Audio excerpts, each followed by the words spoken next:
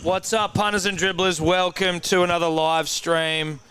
Eddie Simpson, Timmy Williams of the SC Playbook, fucking ready to rip and tear. I just am getting bets on here before it starts.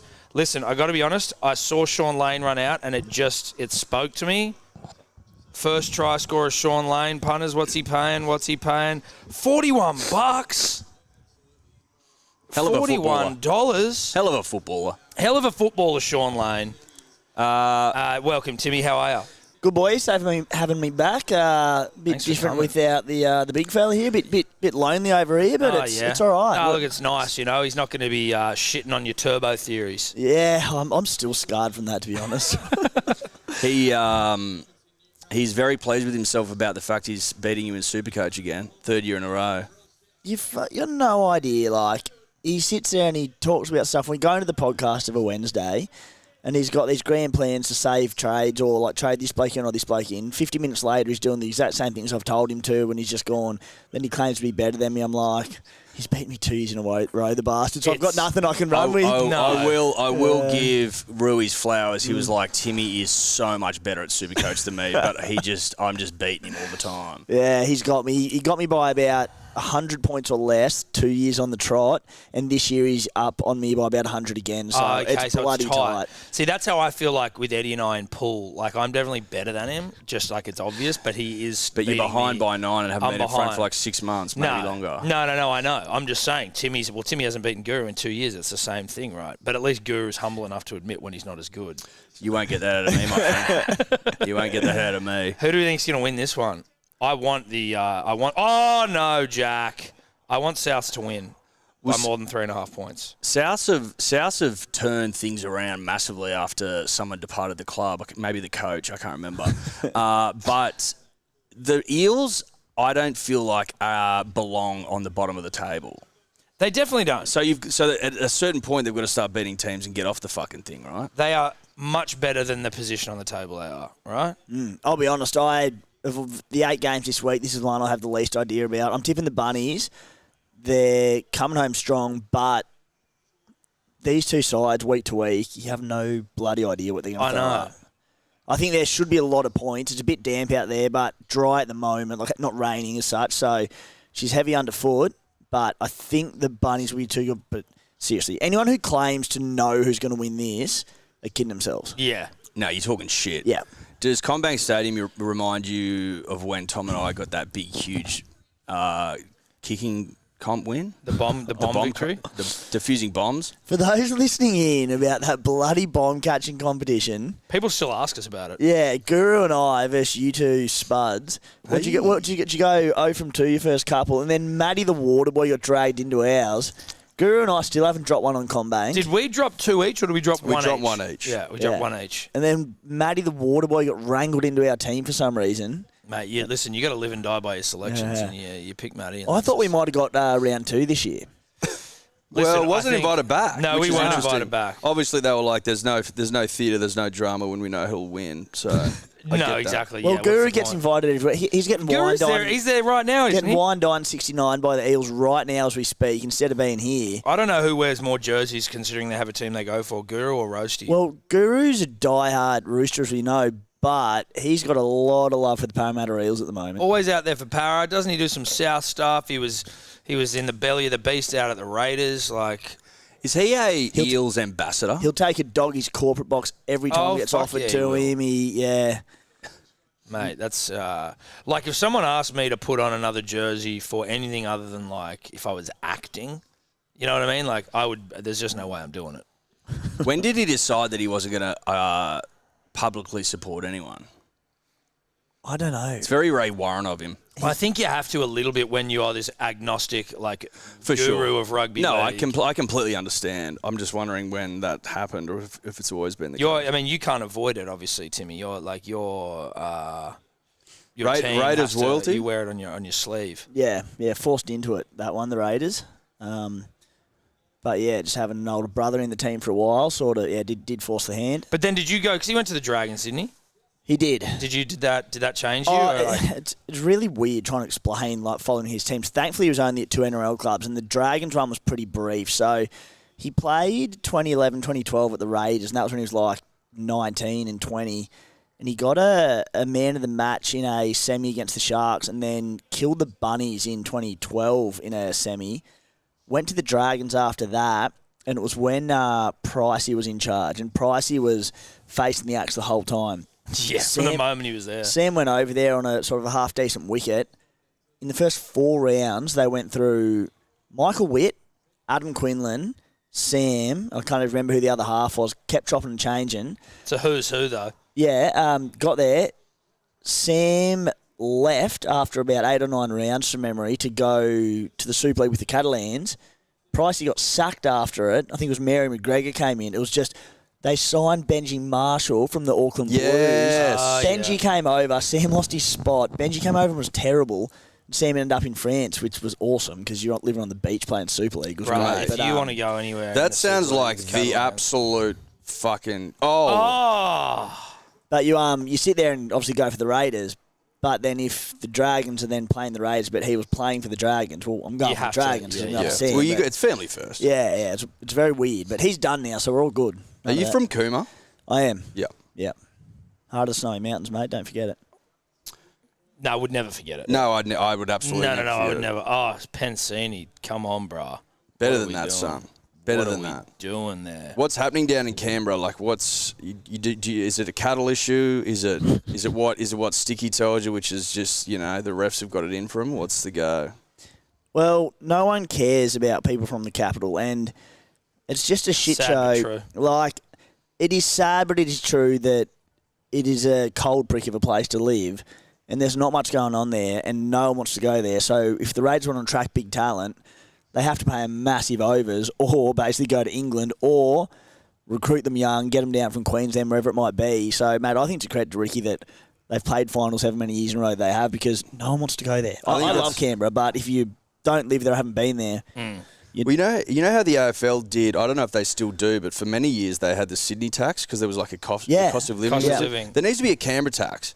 There's more money in the salary cap to get people to go there because no one wants to fucking go there. Yeah, it's not so much a cost of living because obviously if you were given more money then you'd own the town. It's more about cost, like mental toll. Well, I think a good one, either that or just... Cost of leaving any other city. Cost of leaving, but just some sort of relief or whatever it is to keep juniors. Like the Raiders have a great junior base and they go right out west in New South Wales, down south in New South Wales.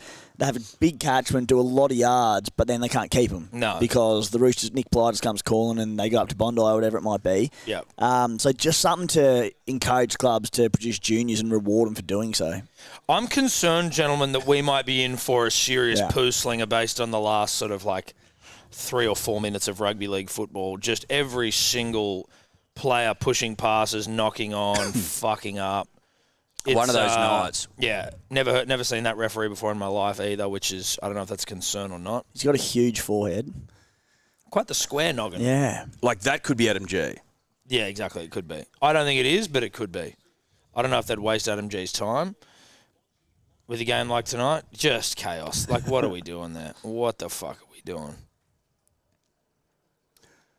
It's dewy, wet football. Well, it's rain. I can hear the rain. Is it raining? I can hear the rain trickling down our pipes in here. Thank God they're clean or the place would be flooding. But... Yeah, 2 blokes who aren't made for wet weather football, Sean Keppie and Bryce Cartwright. Oh, cuz. It's not going to end well. Sean Keppie's got an error in him. Oh. He's got one in him every set. And I, you know, Sean Keppie was a manly man. I'm happy to see him happy. I hope he's happy. I like him doing well. He's not. I'm not playing the man here. No. He can't. He's got so many errors in him. You picked him once for a first try score for a game, Eddie, which was absurd. Well, it was. My heart was in the right place. I was like, I've got a feeling about nut truckers this round. I actually, because I was on him for first try scorer, watched him closely with a keen eye. Shocked I was with my decision to go with Sean Keppie. Like, when they were near the line, he would actively put himself out of position to get he wouldn't run onto the footies. Like, I've got no hunger to score tries. Absolutely none. What's the best bet that's been landed on the stream? Mate, it could be the fucking Sorensen. Yeah. I mean, we hit some good ones in Origin, but they were like... I had an $18 one pretty good. That Sorensen one was in the 30s. Beauty. Yeah. That'd be the best in terms of odds. That'd be the best in terms of odds, I think. That's yours.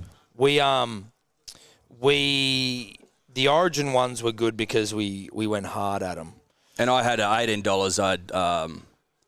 Was it Latrell, Dylan Edwards, and 13 plus? That was nice. $18. That was good. We take that. Of course we do. I'd forgot that I'd also put it on, so I was half celebrating, then realised. I wouldn't mind doing, we are pretty gambling heavy. Not gambling heavy in the streams, but, there's always a bit of a flavour to it. I would like to do one, full degenerate gambling stream where just, we're on everything. So you're guaranteed to win. No, not even that, but I just mean, basically, you're all you barely... Your boxy tries, box. Trell. Go Trell. Oh... You got him first, don't you? I do have him first. I'd prefer Sean Lane, but I'll take Trell. Guru's captained him, so I'm death riding. Knock on. Oh, Brycey, see, that's a knock on and a half. If it's raining, just don't pick Bryce. You're thinking about pulling Bryce, aren't you? Fucking hell, he's at a shocking start. They challenged that as well, didn't they, before the Eels? That was a challenge going, wasn't it? Fucking Trell. Makes you wonder seeing how the Rabbitohs are going with Cody and with Whiten in the halves. Why it took them so long to make that switch. What? Yeah, White and a Dally M winning fucking 5-8.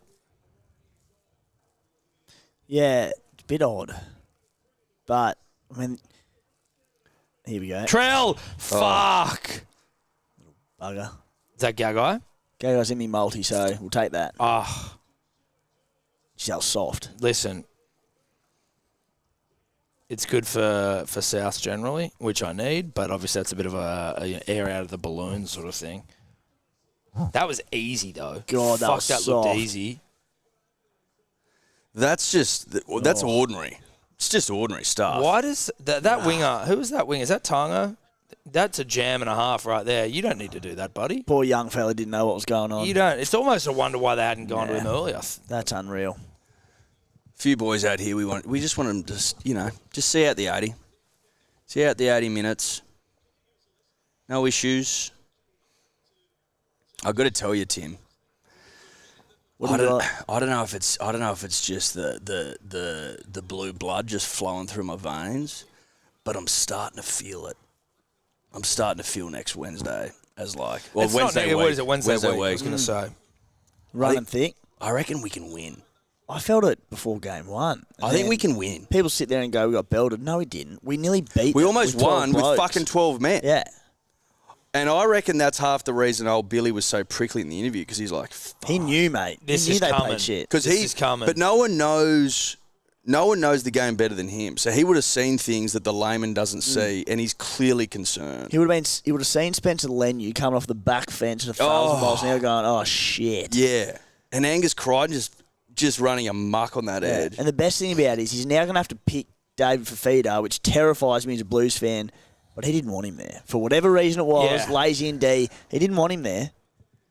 You know what? It could make him look like a genius. As in, Leave motivates him to a point. Motivate him, bring him in game 3, and he just fucks us. But he would have done that anyway. I think it makes him look like a clown for not picking him in the first place. Potentially. If he comes in and rips and wins, though, then it's like Cobbo is a perfect selection game 1.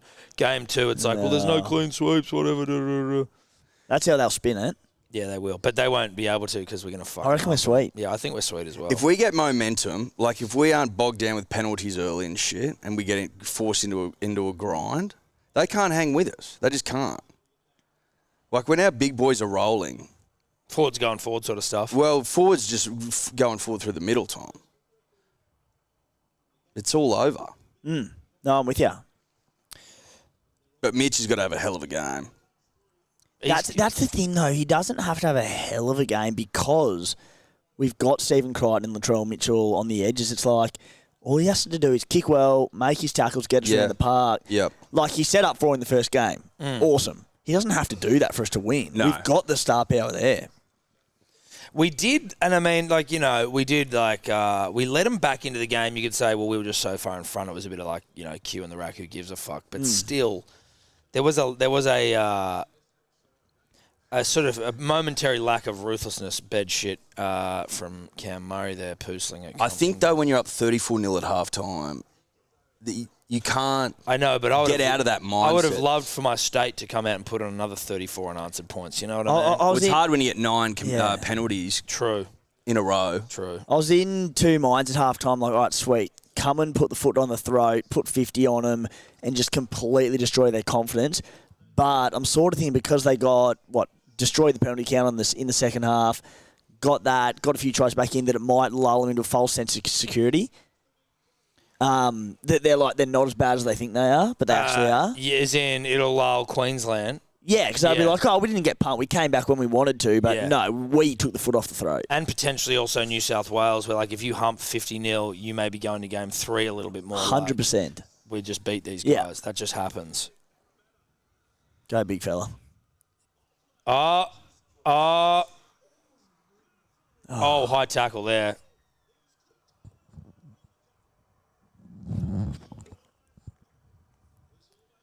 There you go.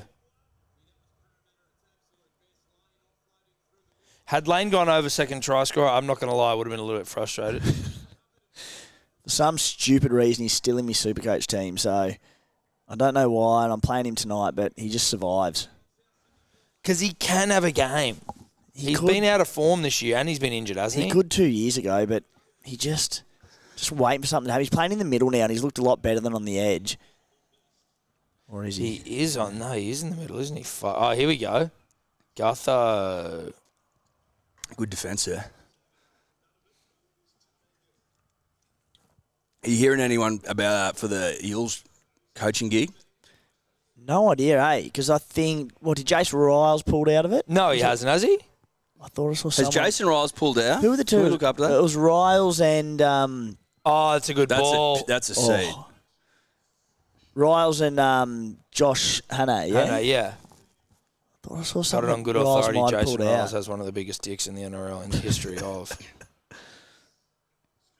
Well, coached by Riles, down in Wollongong. The mighty West Devils. Didn't see his pecker. What's he like as a coach? He was awesome.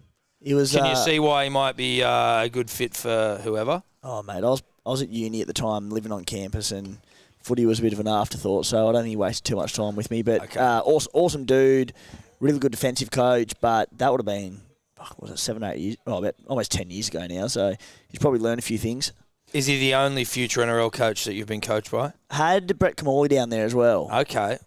Is he? I mean, I know he's like been a caretaker. He's got a few. We had I played at the mighty Cooma Crocs a couple of years ago during COVID, and we had Shane Flanagan came in just like on his off time. It was when he wasn't with the club because of his band. Oh yeah. And he came in on Tuesdays and helped us out, which was very, very cool, and that was good from him. Yeah. Like these cold, wet shit nights in Como, and Flanagan used to come down and help us. Like we were park footballers at best. And how'd you find him? Awesome. Yeah. And like he's a pretty prickly character in the media, and you go, you question him and that, but said like for him to do what he did, he had no reason that he needed to come down and help us. I don't even know what the contact with the club was or whatever. I don't think there was anything too close to a mate. Someone just reached out and he just came down and did it every week. Are you serious? Yeah. See, here's stories like that, and then after his ban ended, he was just sitting on the sidelines for so long. I'm like, this guy's won a premiership. Dude, with the team he built, I couldn't understand why he wouldn't get a job. If you were the Tigers, and no disrespect to Benji Marshall, but there was every chance that you could have got Shane Flanagan. You know what I mean? Like we had Jesus. We had Joey Johns down at West come and do a session, and he was doing a session with the halves only, and I think I'd played one game in the halves the season prior, and that as soon as I saw him and heard that, I went, boys, there's not like I'm versatile. I can play in the halves. Yeah. Get me now, straight over there. Use me. Did he improve the performance of the halves at all? Or is it something where it's like, listen, dude, he's too good. What's the point in trying to teach a bunch of dead shits? No, you're too good for us. You know it. What does he do, though, if he's running a session? Like, what does he focus on? Look short, play long, Ed.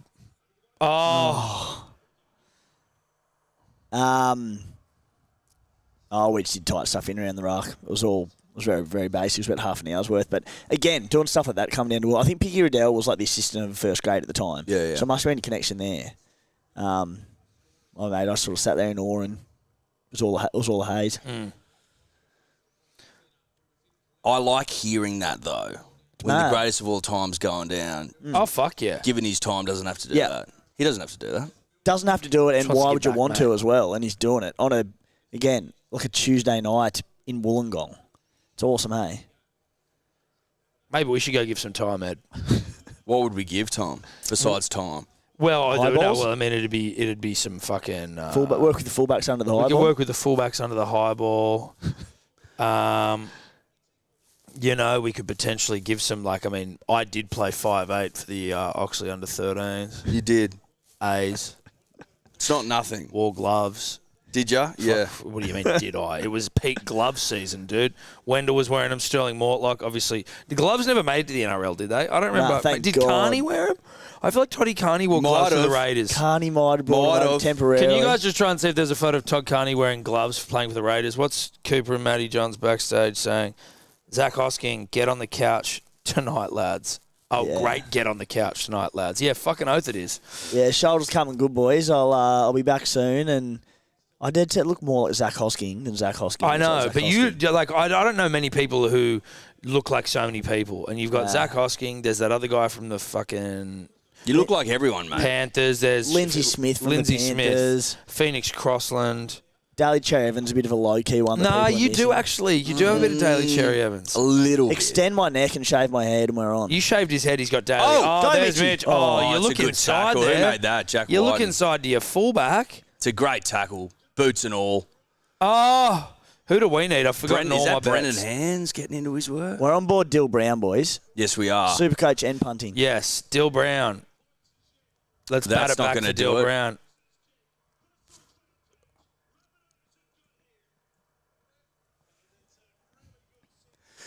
But yeah, gloves. Will they come back? Shoulder pads, will they come back? Will any of these things come back, gentlemen? I don't know about shoulder pads. They don't do shit. Gloves would have been ripe at Oxley, wouldn't they? Oh, bruh. Yeah. Glove City. Were you allowed to play fly half without them? Listen, I wouldn't have allowed it. I also had shoulder pads. But you'd often get a wet pill in the Highlands, would have thought. Oh, a very dewy It'd wet be pill. a wet pill. You need gloves. You need gloves with a wet pill. Yeah. Who was it? You and Chev? Were Oh, dark yeah, rivals? Chev. Yeah, big rivals. Yeah. Big rivals. They were no match for us, but they Too were. good? No, yeah, we were too good, mate. I actually don't remember, but we were not particularly good. But, mate, gloves are essential. Dewy Highlands weather. Foggy mornings. Oh! Get off him. Plenty cricket around there, mate. You Don Bradman Oval? Yeah, mate, I did. I played the Don Bradman Oval. I, at one time, got a whiff of dust up in the eye, and I swore it was the ashes recently scattered of the great man after his passing. Was that true? Was it his ashes? I mean, who knows? Was that a big moment for the town? Obviously, he's not. He was. I born in remember it. Cootamundra, I but- remember it fucking clearly. I was in the car on my way to school, and across the radio, the great man is gone, and you just go down to the Oval, fucking go for a walk. Who's got the best claim to Don Bradman? Because I feel like it's probably not Bowral that people know him as. Obviously, born in Cooter. Did he grow up in Holbrook?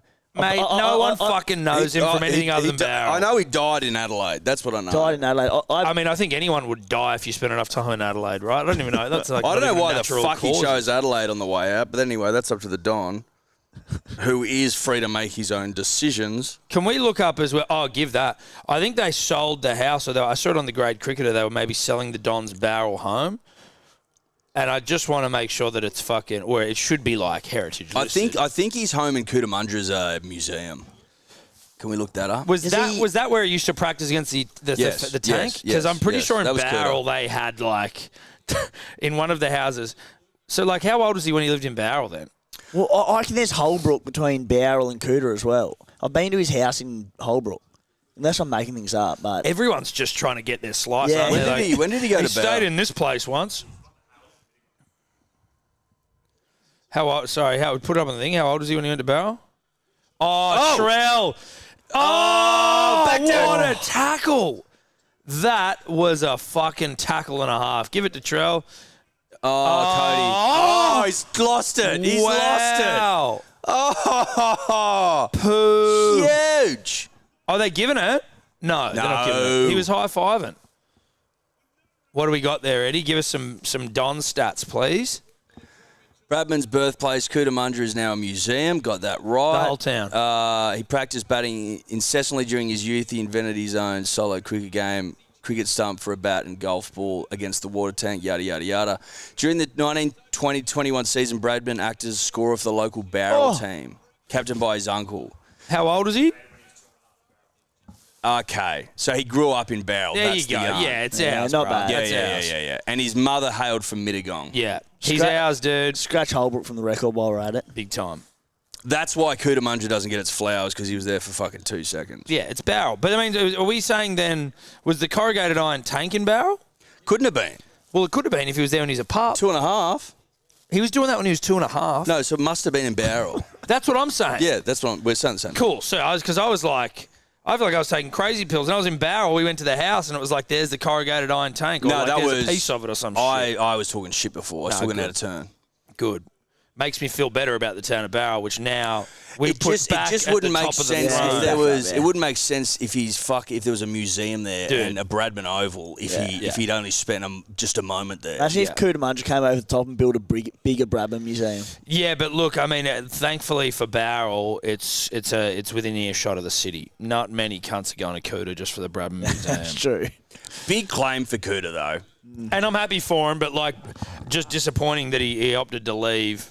I bet you South Australia claim him on some fucked up level. Those losers. Who's the biggest person out of Dubbo? Aside from any Penrith-related rugby league player. Got to be Bobcat Ryan, doesn't it? Andrew Ryan gets a hell of a fucking. He's got a lot of respect out there. David Peachy, obviously. Oh, yeah. We used to play in the Andrew Ryan Cup when we were in primary school. That was all the schools had come together to play rugby league football at the highest level at the time. That was the Andrew Ryan Cup. Who was the Bulldogs coach? Who is from Dubbo? Not Dubbo Dean. Dean, who was Dean Pay. Dean Pay. Dubbo Dean Pay. Yeah, right. He's got a lot of respect out there. I've just slapped Dubbo Dean. We were on work. I was working for Triple M, and we were calling him. And in the background, I could hear like he was being like calling for an interview. In the background, I could hear like, and I'm like, holy fuck, Dubbo Dean getting after it. Dubbo likes to claim pigeon Glenn McGrath, but he's actually a Narromine boy. You claim it though, You definitely would. because Yeah. Narromine not as well known, so Dubbo can almost do that for like and get away with it. My old man poured a beer for him at the Dubbo RSL, which is his claim to fame.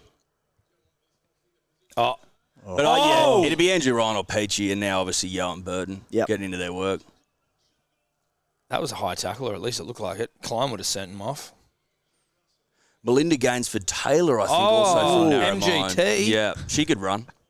Could run, probably That's good. still could run. That's impressive. Might have dropped a baton though in the 4x1 at Sydney. Don't bring that up. MGT. Can we find that out? MGT Sydney Might performance. have dropped a baton. Dropping a baton was always tough, wasn't it? When you're in the you're practicing your baton changes and you fuck that up. Like you got one. That's thing to do. Relay 101. It's isn't it? Relay 101. It's your bread and butter. Listen, it's not good enough. No, it's not. It's not good enough. You got 110,000 at Sydney Olympic Park. well all right. People just want to see success. Well, they want to see smooth changes first and foremost. 100% they do. Was Kathy Threeman in that relay team? She might have been. Surely. Where was Melinda in the setup? Like, did she fuck it early? Oh, I think it was on change, the final change, Tom. Oh, she was bringing it home, I think it might have been on the final change. Oh, that's tough. We would have been in line to come fifth in the semi or something, though, wouldn't we? The 4x1. It wouldn't have robbed us Yeah. of gold. Nah. Yeah, I think Melinda probably had maybe a semi. I think her and Kath run the 200 metres at Sydney, bowed out in the semis.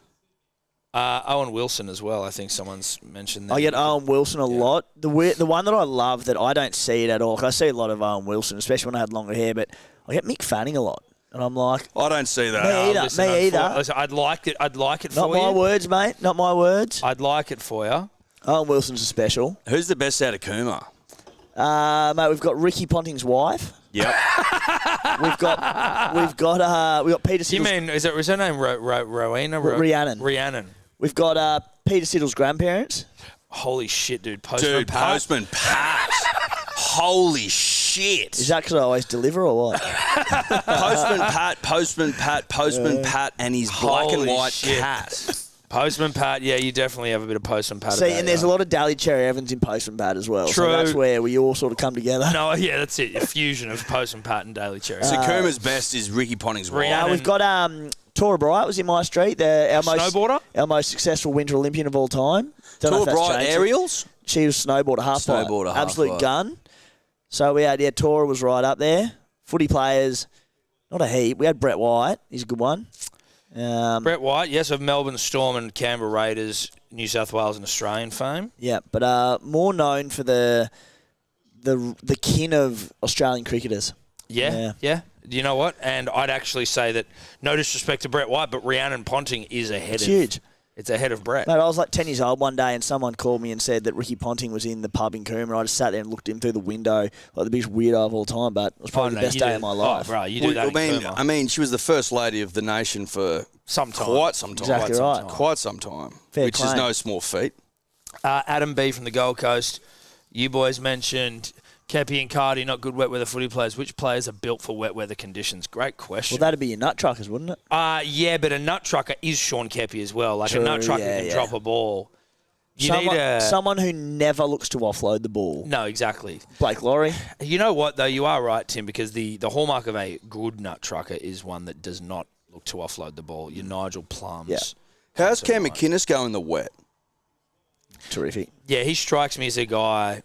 Lindsay, like, I don't know, maybe it's about having no teeth, if you're missing teeth. Because Lindsay Collins strikes me as someone who'd be good in the wet. You got to love the slop, though, and you got to love a heavy track. Yeah. So leg speed. Yeah, you got to be a bigger boy. And, like... You're not Junior Paulo. How many errors have we got? Yeah, what's the error count for this game? Listen, I can't think of a... You send us in your good wet weather footballers, because off the top of my head... Basically any... Nico Hines, good point. Basically any smart halves with good kicking games like Cleary and DC who just go, boys, complete, kick early, turn them around, that sort of stuff. Yeah, that's true. I like that, Timothy. Thanks, mate. Appreciate it. When was the last wet grand final we had? 10 errors, 5 and 5. I know, listen, I'm going all the way back, but 03 Penrith Roosters was wet. That's the only one I can think of because I just think of Luke Rooney diving over and sliding. There was nothing better than playing footy in the wet when you're younger. Bro, and just getting your Ben Tune on, dude. Running out and just talk about branding. Ben Tune did it. He was ahead of his time. I don't know whether he intended to do it, but that consistent try celebration. If you weren't doing Ben Tunes in the wet, you didn't live. No, you did. Go Brown! Oh! We had some snow games in Cooma. Fuck that. Yeah, that was just no good friend. We used to play like Friday nights in 16s as well. And you get down there and we'd play at like 7:30, and there was a layer of like fog had just gone basically to eye line. So you put up a bomb, you couldn't see it. Or like what the fuck happens there? You just wait for it to bounce. Yeah, pretty much. Or like you'd get tackled or dive to score a try or something. You'd get like ice burns up you. Half time you'd have a cup of tea. It was unreal. Half time you'd have a cup of tea. Yep. That cold. Do you, that's not enjoyable, right?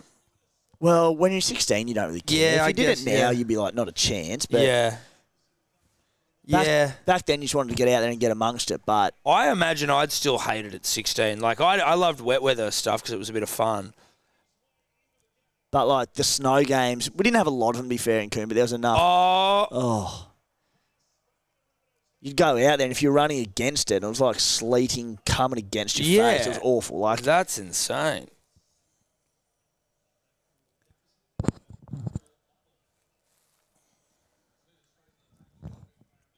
What's the question up there? Hold on, away from the finish typing that. Who's written it as well? Put their name at the start as if they're... Tango. No chance, buddy. They may not be cold there, Timothy. That's pretty good. Oh, okay, good. Yeah. Cheers. Don't know why I'm calling you Timothy either, your full name. Don't mind it. Okay. Don't hate it. Yeah, just something a bit different. No, well, listen, it's like I feel almost reminds me of what a parent would do. Thomas? Thomas, thank you, Timothy. Yeah.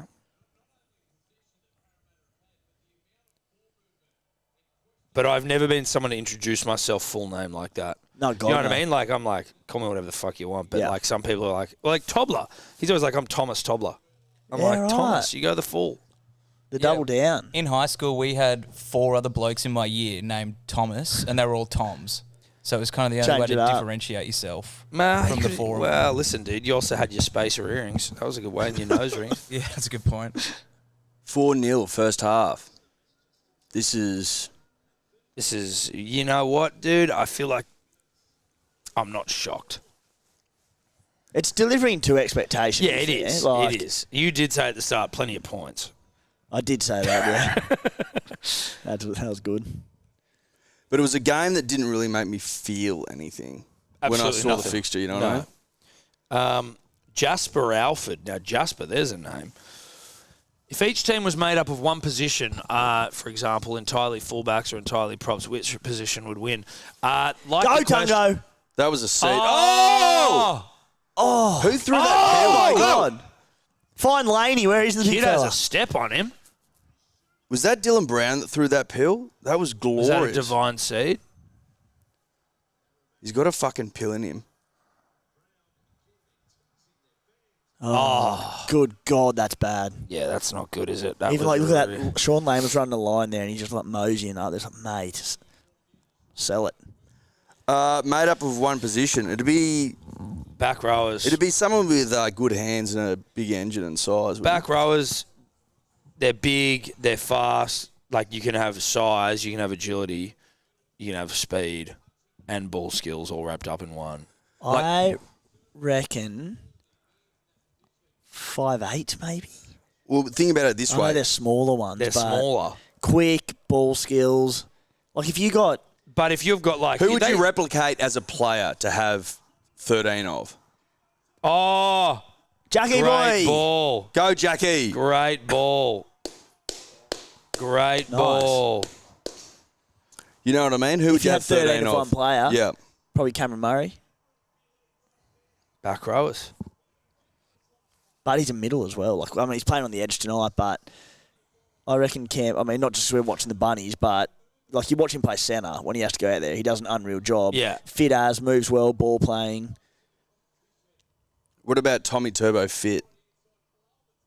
Or like Jared Hayne, like Glory days. like if you had a fit Tom Trebojevic, but we've got to go the whole. Like you're not picking one rower. player to fill a team; it's position.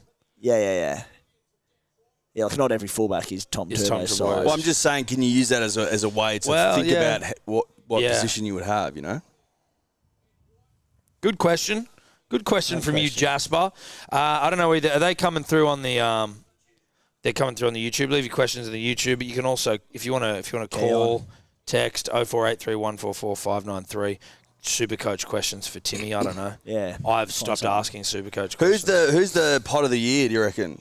Like who from a Supercoach? Mate, I'm not having the best Supercoach year, but I'm up there with the pot of the year. Where are you? Tyron Wishart. Love Wishy, dude. Tyron Wishart. How good is Wishy? He's killing it. Absolutely killing it. Dual position. He's now kicking goals. And loves a try. He's a gun. Loves them. Just goes.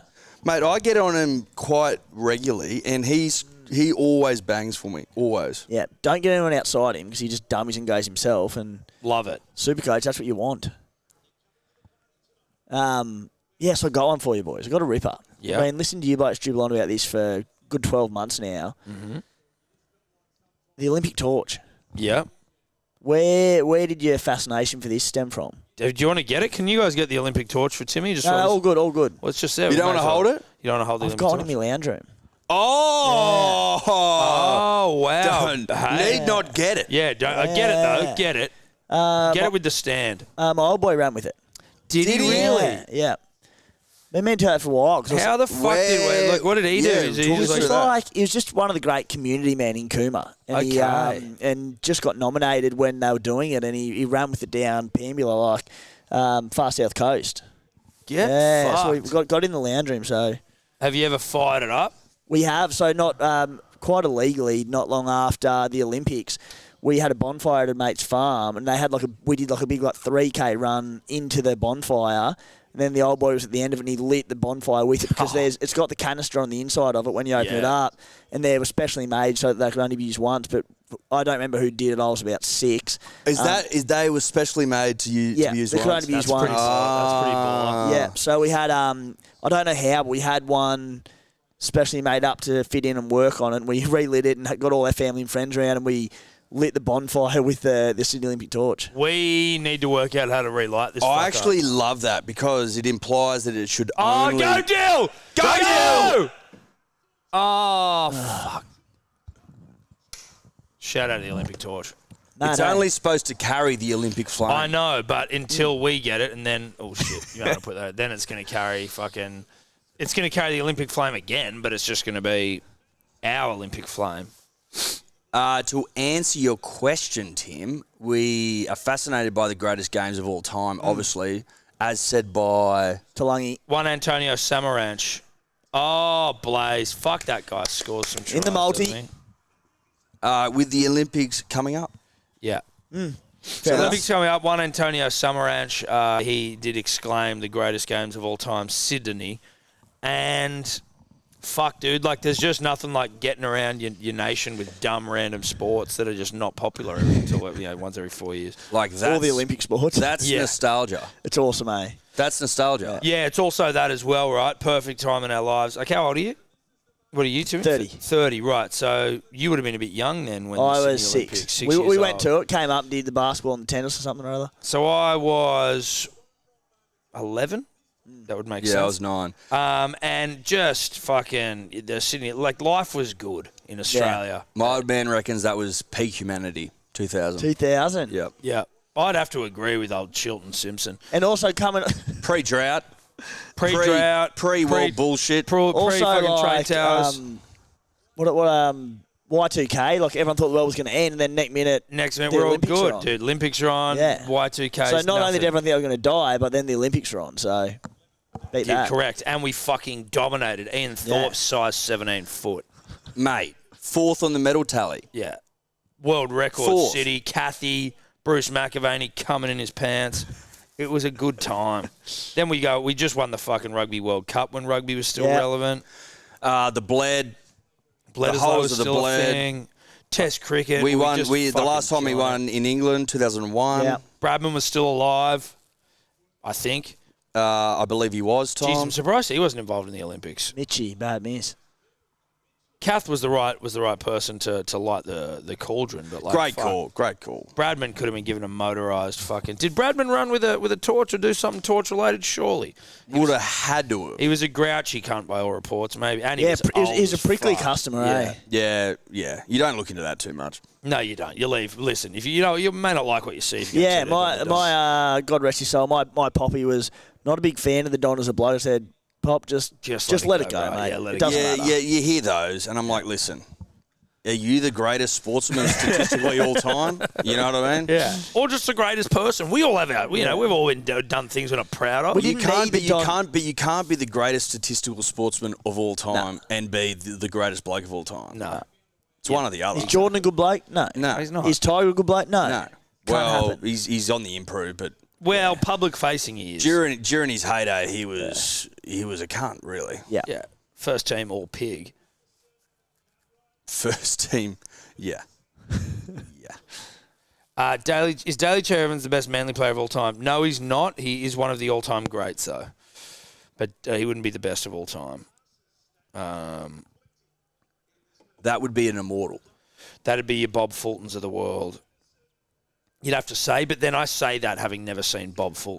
But he is an immortal. Yeah, he which is is an what immortal. I'm using. Which is what I'm using No, as the I reference know. point. I know. Sometimes and this, look, I don't want to say this because I'm not talking about Bob specifically, but like if it happened before me, it's hard. Sure, he's an immortal. Well, there's a difference between who would be considered and who do you think, having seen them play. Yes. Cliffy, Beaver, Brady. Mine's probably Brett.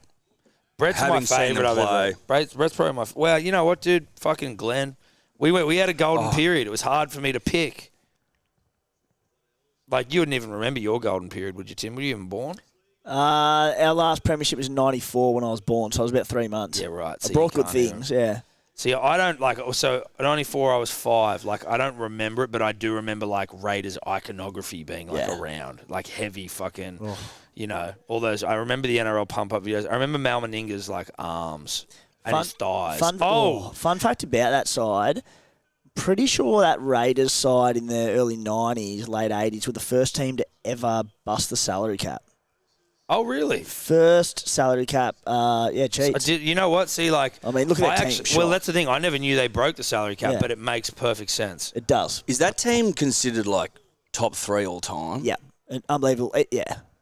Trell. Let's go, Trell. Oh, you Cop let that go. guru. It's funny because at the start of this stream, we were talking about the fact that there should be basically an incentive to live in Canberra because it's such a shithole. And then you look at that side and you're like, how in the fuck? Yeah. It Did doesn't they add do it? up. Yeah. Oh, wait. it does add up. Paper It does add up. bags. Oh, it does add up, yeah. Yeah. But just the most stacked side. It was a joke. Bradley Clyde's another one where it was like, I just remember hearing that name in the 90s all the time. I remember his face. And then I feel like he just disappeared from, like, public life. Like, he's not like a media guy. He's considered an all-time great. Like, you know those all-time greats that just disappear? You're like, well, where the fuck? Like, why doesn't he have a speaking gig somewhere? Oh! Cody! There you go. He atones for that fucking awful drop ball.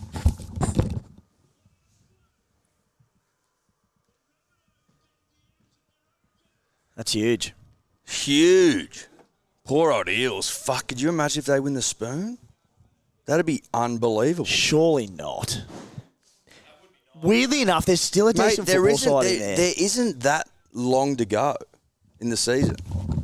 There isn't a crazy amount of time. What is there, 10 rounds? 9 or 10? Sorry, guys. Timmy will be back. He's just going to urinate on a tree when there's a perfectly good toilet in the other room. We put a sign out the front for you, man. Yeah.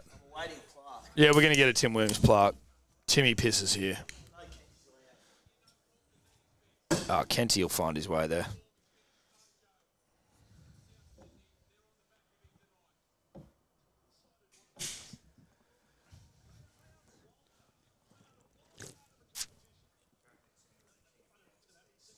Okay, save that. In Wollongong? Yeah, okay. Punters and dribblers, we're hearing Timmy was the king of Campus East in Wollongong. I believe the camp is by the water. I think my brother was a Campus East kid. Yeah, happy to. Yep. Happy to do it. Unless Timmy's got something planned. Otherwise, more than happy to do it.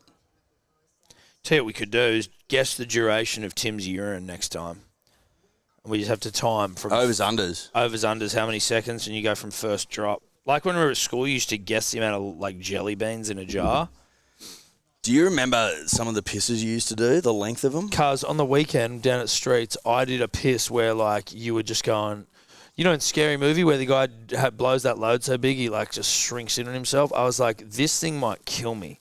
Like, how did I have so much liquid inside? I have distinct memories of you doing the longest weave all the time, and it just got Was that funnier. at Bathurst or something? Yeah, And we were just funnier and funnier and funnier and funnier. Yeah, dude. It became absurd. Like the obnoxious, like minutes. minutes, bro. It was like 15 minutes. It was fucked. It was ridiculous. And you're just going, how? And when the funniest thing is when the flow does not change its intensity. No. It was just honest and true. I Yeah. actually thought you were getting rid of all the liquid in your body. It was outrageous. Or just that I turned a tap on and someone managed to train it to the fucking toilet. So, never seen anything like it. Hearing reports that you were the king of Campus East down in Wollongong. What does that mean? No, I was not the king of Campus East. But people are saying you were. Yeah, well, who's that little From little Sam. bugger? Sam. Sambo. So what does that mean? I had 2 years on campus down in Wollongong at uni. Yeah, my brother went there, Campus East as well. Bullshit. Yeah. How old is he? 20, no, he's 30. What's his... Hamish Simpson. Do you know him? Born in 94, if he was 30. He's 90. When is he born? 93. Is he 30? He's 31 this year. Well, there you go. How many years do you have? 1 or 2? On campus? Yeah. 2, I think. When did you start there? What year? 2014. Poured a few beers, so I went there because, as all good people do, they have their gap year in Cooma. Yeah. Some mates went to London. I You went go to and work Cooma. in a hostel in Cooma. I might have just missed him, but yeah, I had 2 years on Campus East in Wollongong. It was unbelievable. Campus life a is lot of fun. American girls, I've been led to believe. Yeah. Is that true? Flocked with them. Really? Yeah, they love it there, mate. Why the gong? I almost spoke to one of them one time. Oh, that's cool. That's exciting. So why are you the king of Campus East? There's got to be stories. From Campus East. We're not on SEN, are we? No, I No, mean, we're not. listen, no, we're not. But also, you don't want to. Under the palm. We are going live. We are live. Listen, if one pops up, it is. You don't want to put. I'm not going to put you under like pressure. that. I'm just saying we're sitting next to the king of Campus East. No, we are the king of Timmy Williams, king of Campus East. This is something that's just a little bit different in terms of a question. Or have you got anything Titanic-y for a triv? I can come up with something. Okay, well, if you think of something, we can do a Titanic trivia and give away some merch or some shit. But did you see, not rugby league related, but how much Bronny James is getting for his 4-year contract compared to other fucking rookies? No, how much? Can you find that, Willie? Or do you know it off your head? Because you can but dude, there's articles. He's getting over 4 years. He's getting 4 million or some shit. Whereas the other ones are in the hundreds of he's getting more than Nikola Jokic got for his first 4 years in the NBA. Because he's the son of one of the greats. That's when we were talking nepotism before. Bronny James. Yes. Mate, he wouldn't have even been signed apparently. But that's insane level. That's an insane level of fucking. That is the most insane example of it because LeBron is such an insane talent. He has so much power. I know, but I guess you can see nepotism where it's but someone's actually good. Or you could say nepotism, but there's actually some level of if Bronny was actually going to get drafted, it's not. But the fact they're saying he wasn't even going to get fucking drafted, now he's got drafted, and he came off the bench at college, and he's on 4 million over 4 years. Look at that. Yeah, 7.9 million over 4 years. Jesus Christ, is that? Can you find the comparisons with other people? LeBron was also saying that he was happy to take unders to go anywhere as long as he was playing with Bronny. But yesterday he re-signed for another 2 years for $100 million. Yeah. He would have been if you don't sign him, I'm fucking off. I'm going to get ready for Titanic trivia. Punters and dribblers. That's a wild fucking... And but if they don't sign him, him and LeBron go to another franchise that do want to sign him up, and it'll be the amount they'll make back in jersey sales and all that will just dwarf that shit. But I'm just it's almost not fair for the kid. You know? I know. If he's just gonna, and now listen, he could fucking train his ass off and become a great player. Who the fuck knows? But the pressure that guy has on him now, the amount, you wonder whether it's going to create a rift in the dressing room. LeBron's so fucking old. He signed for 2 more years. Yeah, for $100 million. He's still killing it though, eh? Yeah. Is he? So he's still definitely good enough to stick. I remember when Zlatan Ibrahimovic signed at Man U at the back end of his career, on a shit ton of money, obviously, they earned the money back from his contract in the space of a week on jersey sales. Because remember, bought Ibrahimovic Manchester United. Right. So that sort of shit and bums on seats, financially speaking, it'd be a cakewalk for him. It's a business decision. Do you get a rift in the sheds from getting... At the same time, though, Bronny doesn't have to play, does he? Fucking oath he has to play a little bit. Doesn't he have to play a little bit? But they can bring him off the bench and play him 3 minutes, give him their moment, and then it's back to if you're not good enough.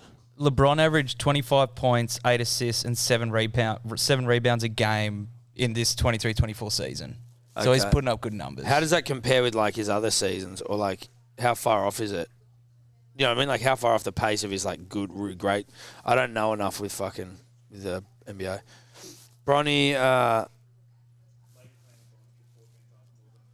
yeah, right. So the person who got picked 55th in the draft last year, Bronny's getting paid 14 times more than that guy. Bronny's getting paid 14 times more than the same pick for last year. LeBron's averaging the same that he did in the 1920 season, 3 or 4 years ago. Okay, sweet. So he's just fucking still killing it. All right, Titanic trivia. What are we giving out, Ed? We'll give out bounced out trackies that are coming out potentially very soon, maybe next week even. And a jacket, aren't you? Well, yeah, I thought the jackets we had fucking none left except for some obscure sizes. That's true. We'll throw it in for you. We've got the first ever beers and break-evens merch. Oh, yeah? Yeah. What do we got? Followed your lead just because, if it ain't work, if it ain't broke, don't fix it. Whatever the fuck it's called. It ain't work, mate, we got some cord hats. So we got a beers and break-evens hat on the line as well. Hell yeah, beautiful. And bounce that trackies. Love that. Love that. Now, this will be a speed to market one. I'm going to keep an eye on things, punters and dribblers. In the chat? In the chat, yep, speed to market. You don't have to call up because it can be Googled. It's just speed to market. If you're a purist and you know the answer, then you give it up. It's around I would probably argue, the most iconic scene in the whole movie. Obviously, some wealthy fat cat has brought his car on board, right? Now, after Rose and Jack evade the right-hand man of Cal, right, who chases him around the ship, and they go below decks, Tim, okay, into the boiler room. Oh, yeah. And there's a few firemen down there that go, what the fuck are you doing? What are you doing down here? They escape all that. They find a quiet space, okay? A quiet space to, I suppose, consummate. Consummate, they didn't get married though, but certainly swap bodily fluids. If he Copulate? if they didn't fuck, would the ending be as powerful? Oh, bruh. And not just fuck, they fucked the house down, dude. Think about that hand scene. Oh, bruh. Think about that hand scene. No one would give a shit when Jack dies if he didn't pump her. That's my opinion. No, well, Eddie, I mean, it's an opinion held by many, but it's an astute opinion. It's an astute opinion. I don't want you to second guess it. Now, I'm looking for astute here, punters and dribblers. When Jack opens the car door for Rose, she hops in and he sits in the front. Toot toot, where to, miss? Rose looks to her right and sees flowers in the car. Now, I need this. What were the flowers? What was the colour? And how many were there? Wow. This is dribbly as fuck. You actually are like you have an autistic You know that level off the top of your head. I double checked it, but I had You had the answer. I had my opinion, yeah. I can recall the dumbest shit, Tim, of all time. How many times, like with just in general? Yeah, Or like particularly on that film. yeah, like I can recall dumb shit, but particularly Titanic. I get obsessed with things. We'll have to get Things of no importance. We'll do next time we get on. If we get another start in the future, Fucking oath you will. We've got to do another nerd out soon. As well. We'll nerd out. Just a general sporting trivia at halftime. Yeah, I like that. We'll go toe to toe. I like that, dude. Yeah. I like that I back a lot. myself. I was one of them. Like I've got the rugby league nerd out, but I was one of them weirdos who, growing up, when people watch like TV shows and cartoons, I used to watch Fox Sports on repeat, the same bulletins. Oh, yeah, dude. just Same in with- case something We talked about changed. that the other day. We talked the other day. Hang on. Yeah. Congratulations, Amber Allen. Amber Allen. Red Amber. Roses, 2 of them. Well done. Incredible done. stuff. Well done, Amber. Incredible Allen. stuff. Amber Allen, email turbo@hellosport.com.au. Amber Allen, dribblet. And you'll be looked after. Dude, we were talking on the podcast the other day. Who's your GOAT FSN presenter or like team? Because We went through them all. Yeah, we went Fuck, through there 'em. were some doozies, dude. Tara Rushton. Tara Rushton. See, she's more new age though, and that's okay if she's your GOAT. I'm talking your Nick McCardles, your Adam Peacocks, your fucking Mel McLaughlin. Mel McLaughlin, your Lee Furlong. Yeah, Lee Furlong. Pre-Watto days. Oh yeah, absolutely. Your Daniel Garb. Daniel Garb. Daniel Garb, plum job over in the UK, just fucking calling him when there's Matty Shervington of Mr. Sunrise fame. He did a couple of. He did a stint there. did a Shervo. stint, He's yeah. definitely more modern times. You could though. argue that's where he cut his teeth. Well, yeah, certainly in the TV game, it was like, you know what? Now what? Channel 7, sports reporter.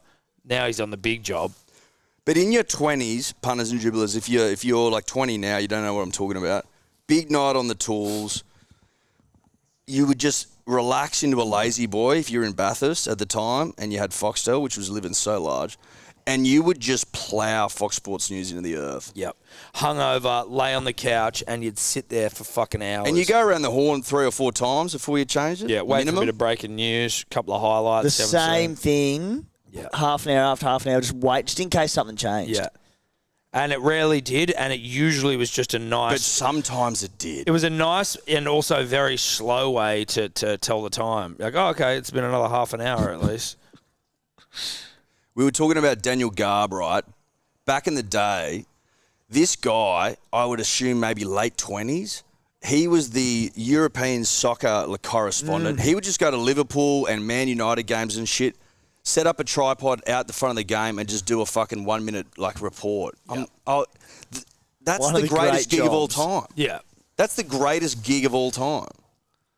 Just cruising around in England, going to the biggest games and doing 1 minute crosses that were pre-recorded. No, it's living, dude. That's absolutely living. That was why when I was that age, I was like, fuck, I'd love to do that job. I went. Fox Sports News looked like a I sick met job. one of the OGs of it last Saturday night, Brenton Speed. Oh, Brenton Speed. Yeah. Speedy. He's gone on to good things. Killing Great it. things.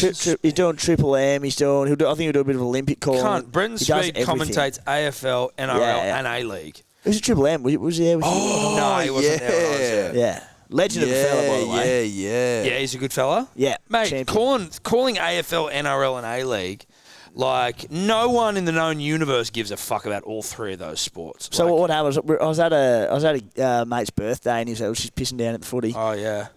And I was talking to someone. It was a bit of a dry conversation, and Brenton Speed was having a chat with someone behind me. They were recalling Melbourne Cup winners back to like the 70s. I'm like, I'm in the wrong conversation here. So when I could sneak out, I went straight in. I'm like, boys, I know to be in this. That's good stuff. Get me in here. Who did Sports Tonight, Channel 10, 5:30 till 6? Bill Woods. Was it the great Bill Woods? I think it was. Play of the day. Panda eyes. Looks Yeah. like he's tired. He looks like an old Pete Remember Davidson. the Play of the Day? Play of the day. Yeah. Oh, God. Hook it to my veins. Matty Burke used to do Play of the He Day hosted it on- for a bit. Yeah. Matty Burke's a good fella. He's a bit of a dribbler. He's not very dynamic, though, Matt Burke. He's a former rugby union player masquerading as a TV guy.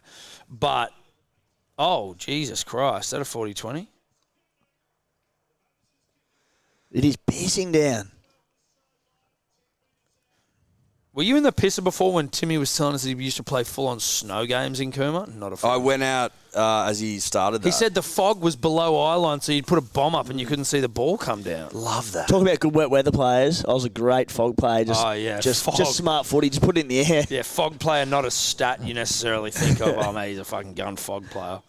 Oh, dude, fog was like if you were playing in Lithgow or Bathurst back in the day, it was fog or orange. Fucking hell.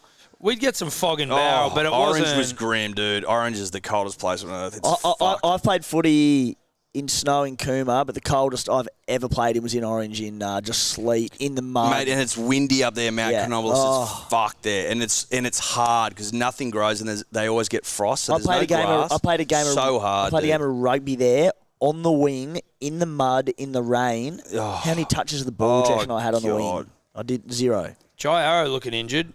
Just down on his haunches there, screaming, shaking his head. Like, when are they just going to allow Jai Arrow to fucking go get a surgery or whatever and just not play the rest of the season? Is that it? They're literally doing it. It's either next week or the week So after. why the fuck's he playing now? What's the point? I don't. Are they basically like saying these are must-win games if they want to stay in touch with the finals? pretty so, like, much just and make go him on, give you play? 1 or 2 more weeks, get Murray back from Origin, which I assume he's playing next week and then getting the surgery and he's done for the year. Right. And that's it. What surgery you need? Does he Shoulder of some sort. I don't know what That's it is. what they're saying is Wayne Bennett coaching the side from Queensland. They're like, Wayne's making him do it. Campbell Murray, how's his Campbell recovery? Graham. Campbell Graham, rather. How's It his was recovery initially going? meant to be round 18, probably season now. Him and Ty Munro, I think, same boat. Tavita Totola, a bit of word he could be season, so they're in all sorts in that. They fucked that with Cam, what's his name? Campbell Graham. So bad. Was that sternum? Sternum's a fucked injury. I had a sternum injury once, and it was nothing like this, but I just remember it being like just persistent, fucking just caned to touch. Harry Grant's got it going into game 3. Really? Sternums in all sorts, so getting a few injections. Yeah, sternums are fucked. Because Yeah. it's like a weird one as well. Like, it's just this flat. See, fuck his knee here. Hip drop time. I think Gus was saying the other day on 100% footy, you can needle anything above the hips. Anything above the hips, well, it makes sense. You can't. Oh, you can needle ankles and shit, can't you? But Maybe I think not. I think it just it immobilises you, so It makes everything numb. we just don't play properly.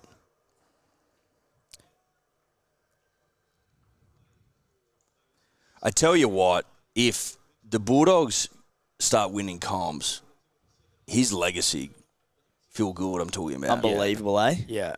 would just be impenetrable. Buzz Rothfield hasn't had much to fucking crow about in terms of the Dogs for the last few weeks. He fucking hates Phil Gould so much. And I'm here for it. Like, I don't give a shit. Don't have a dog in the fight. But he fucking hates Phil Gould. And he was, like, shitting on him at every opportunity he could. Like, they bought all these fucking utilities and all this sort of shit. It's like, you just can't deny He's unreal. Yeah. You take out that 95 loss to Fatty in that fucking worst side of all time in Origin, and he's just like he's basically impeccable. Say what you will about him, love or hate him, the dude's a genius. Yeah, and he got the wires up a little bit when he was over there. Even like, you know what I mean? Even when he was over there for a fucking. He wasn't second. even there really. I think he was like he signed with like him before 8 months. COVID. Then COVID happened, and So he never I went? don't think he actually went. No, But he was doing shit for him. He might have been doing a bit of shit, but yeah. Didn't he get like Dylan Walker and a few of those players? Well, they've recruited well. I don't know if that's all him though. But if you just look at the Panthers, for fuck's sake, like it's just ridiculous. Yeah. I've got a proposal for you, boys. Lay it on us. Golf. Bro, I was thinking about this the other day. You two versus me and Roo. Fucking oath, dude. Love that. Yeah. Fucking oath. I see all this breaking the yip shit, and I love it. That could be let's the do that next one. next That's week. the next one. Yeah. Nah, we've got on Roo's request, end of season, for 2 reasons. Rue's such a Number one, That's pussy shit. Number one, busy, he reckons. Number 2, he's a spud and he needs time to work on his game. Yeah, that's what it is. He's not busy, mate. Fuck I mean, off. I know He has he's busy. he has days off during the week. I know he does.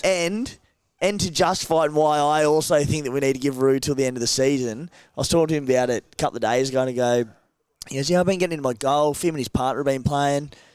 Oh. Me and my partner have been playing. He goes, I'm like, yeah, any good? And he goes, not really. I kind of do things my own way and it's starting to work. I'm like, there's no one way to play golf. So he goes, he's been using the driver off tee on like par 3s. Oh, and he goes, my God, dude. And this is where it got me where I'm like, all right, we need to give him to the end of the season. He goes, yeah. Go, son. He goes, using my driver off tee. And he goes, and I greened 3 of 5 times. I go, what? He goes, I greened 3 of 5. I'm like, you found the green? You found the green? Yeah, I greened it. I'm like, let's give him to the end of the season, boys. Christ almighty. He told me the other day that he That's hilarious, Guru. I greened 3 or 5 times. He was walking down a really muddy slope and then got to the bottom and just went arse up. Fucked his tailbone. It was a mess. And he was walking around muddy all day. It was like the start of the round. But let's do it. We'll take it on. I hate that it's the end of the year because we actually wanted to play some golf next week. I'm ready to rock. I reckon we could convince him to play. I reckon It's better content if he's talking about fucking, what did he say? Making 3 greens? Yeah. We can give handicaps as well. He greened, mate. He greened 3 from 5. My apologies. Dude, you also want him to be... I want to play Guru when he's fucking using the driver on par 3s. If you're shit, there's no pressure. No, exactly, dude. We suck, mate. We also suck, yeah. I know, that's why I want to play. It's better now. It's better now. I saw your video the other day. I'm like, don't you blokes play all the time? Do you play much? Socially. Yes. Oh, for fuck's sake, Burgess. Like we all do. I've just started playing a few comps and trying to get right into it. It's the bloody best. Where do you play generally? Just in the Shire, in Woolooware normally. Do you run into Kempy much down there? Looking for another. That is a negative. Run onto him on the Esplanade walk one day. And what did you just pretend? Put his head down, didn't see you? he ignored me. And Yeah. Oh. He said, mate, I'm not signing autographs today. Sorry. Not signing autographs today. So you don't see him running around there? Nah, he's in Canberra, so he's back a little bit. Where all the mansions are and shit. Yeah, the nice spots. Yep. Yeah, right. Rich cunts and that. Yeah. Do you get to Sharkies games? Do get to a fair few, but selling out quickly. Like they're doing Because it's well about out there. fucking 5,000 seats. Yeah. Yeah, like Brookie. What is the plan with that? What is the plan with the eastern side where all those Well, they're developments still are going? doing it up. But are they going to put a stadium, like a seating there? I can't work it out when I go there. I've only been there once. I was like, I don't know what the fuck's going on. Yeah, I don't know. They're still building that one. The back's onto like the development that they're doing. It's worth a shitload. I know that, but they're not putting many more bums on seats. But yeah, it's selling out really quickly, so it's good for the Sharkies. Well, it's good for the game, Tim. But don't you dare compare Shark Park to fucking Brookvale, mate. No. Shark Park's a shithole. No offense. Shark Park is a shithole. What's Brookie then? It's the fucking 18th wonder of the world, or whatever you want to say. God's home away from home. Or 4 points, Edward. That's right. When God nips out from heaven, he goes to Brookie, and you know that, Tim. Yeah. Oh. Yeah. Glorious Sunday afternoon. He parts the clouds. If you want to talk about selling out, Brookie sold out a fuckload this year. Yeah? Yeah, oh shit, yeah. The people love Brookie. I actually think it's sold out every time, basically, except for maybe like some fucked up weather game. There was one, the game that was on Easter Friday, or the Friday of Anzac Day when it was pissing down at rain at 6 o'clock on Friday. Outside of that, they've all sold out. Jeez. Go Jai. Love a giant full flight. Oh, fuck yeah. Do you blokes still go to games on the hill, or are you getting a bit big for your boots? Oh, mate, love a game on the hill. Just have me. We're so busy, mate. There's not many corporate suites there, are there? Oh, there is. There is, and they're great. If you're a party pie fan, Yeah, then if you're a fan of a party pie and some Asian fusion, or Australasian fusion with your party pie. Well, it's Australasian, Tom. Yeah, it's Australasian. But no, It's party listen, pies with chicken karage in them. It's the suite's nice, but the hill is where it depends what you're doing. Like if you're there for a bit of a fucking rip, the hill is where you go. You scream and you. Bloody oath. You got to bring your voice box though. It's Yeah. fucking. It's good. It's very good chatter on the hill. It's elite. It's the best I've seen. It's pure. I don't think I've actually ever been chill there for a fucking Raiders hill. win either. Every time I go there, Tommy Turbo just tears them to shreds. Yeah, he does. Sounds about right. He picks on a lot of teams, but the Raiders in particular, he's just like, I'm way better than He scores like hat trick after hat trick against you losers. Do you like seeing him back in being put in the centres for this week? I actually do. Yeah. I wanted it initially. I'm like, if you're going to win a comp, he has to play fullback. So short term, but just Get that bod right. Oh, D up.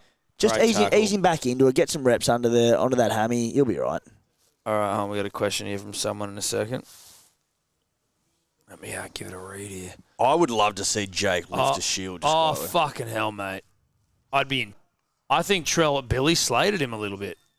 Question for Timmy from who? Who gives a shit? Jordan? I've matched with a young hot thang on Hinge and I'm way out of my depth. If we ever meet, how can I impress her from a Supercoach perspective?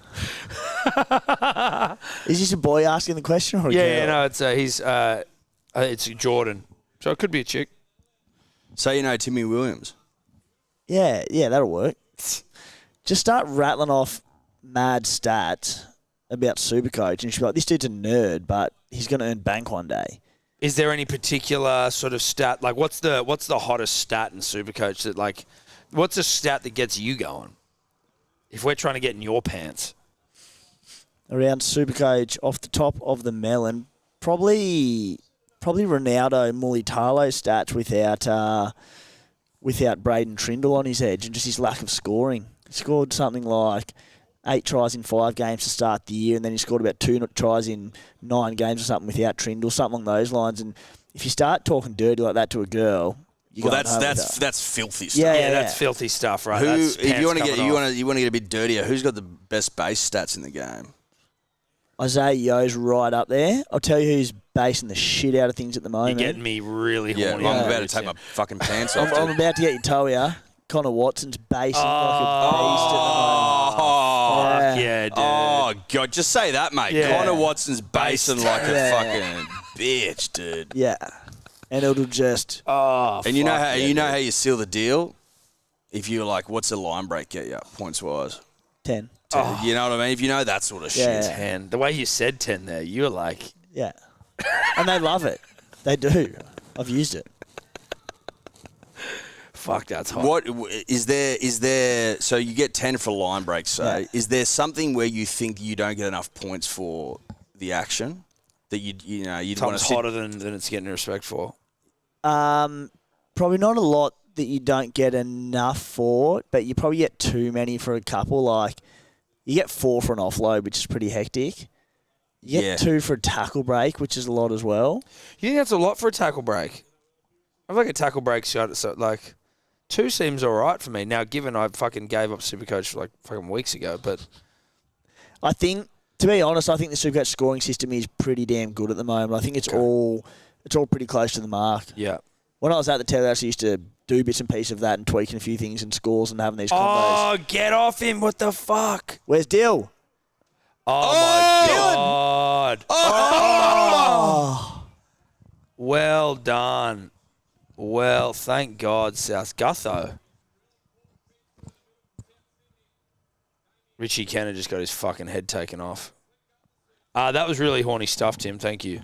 Yeah, look, mate, there's plenty of angles you can do. You can say things like, Damien Cook's had a bad season, but he's got a 5-game average of 90 with Latrell back in the team. That's what we're talking about. That's what we're talking about. That's good stuff, dude. That's pillow talk. That's pillow talk. Yeah, that's the Barry White. Are you married, Tim? I'm not married, no, mate. A partner? Got a partner, yeah. Do you talk Supercoach? Dirty Supercoach. Yeah, look, she's Like if you are in, what's the term I'm looking for? You're trying to be respectful. Play, what's it called? Fucking Foreplay. Yeah. Do you talk Supercoach in foreplay? In my own head, I do. Well, it's funny. Like, was it when you're talking? Was it Rue's bed talk when he was on here one day about what he does to? Yeah, I think there was. I can't recall what that was. To help him from coming too quickly? Oh, that's right. He tries to like name all the fucking... Doesn't he count grand final scores or something? Yeah, he tries to name full grand final I sides. reckon he scooped that off me, and it wasn't. And it's really? not grand finals. I do Melbourne Cup winners. Oh, so you're... Oh, you can do them. That's why you jumped into that convo. Yeah. How I was far all back over it. can you go? I can go back. Like it's pretty tough, like on the ball, if you ask me to do it. But I can go back to 2000 comfortably, and I'm working on getting to 1990, but which I can do. I can do it, but yeah, to 2000 I can do pretty comfortably. Can you do lengths of win? As in like Bloody hell! no, Yeah, but not impressed enough? I'm not that good. well, no. If I tried to do that in the sack, it'd be like I'd just be sitting there and I'd be no, not a chance. No, that's tough. No, just winners, mate. I love it. I love it. Okay, what about if we just call them out of context? Who's 2003? Mackay? Oh, fuck, there you go. That was a bad That's one. an easy from me. one. No, that was an easy one. 3, 4, 5. 2007. Was efficient. 2015. Prince of Penzance. Was that the 100 to 1? Yeah, that was Michelle Payne. Oh, was that fucking hell? I picked another Ride Like one. a Girl. I think it was a movie. Yeah. It was a movie and a book.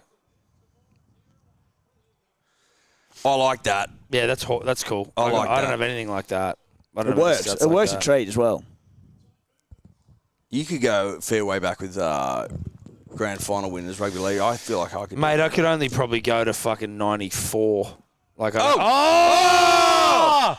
Got to piss again. Jacko.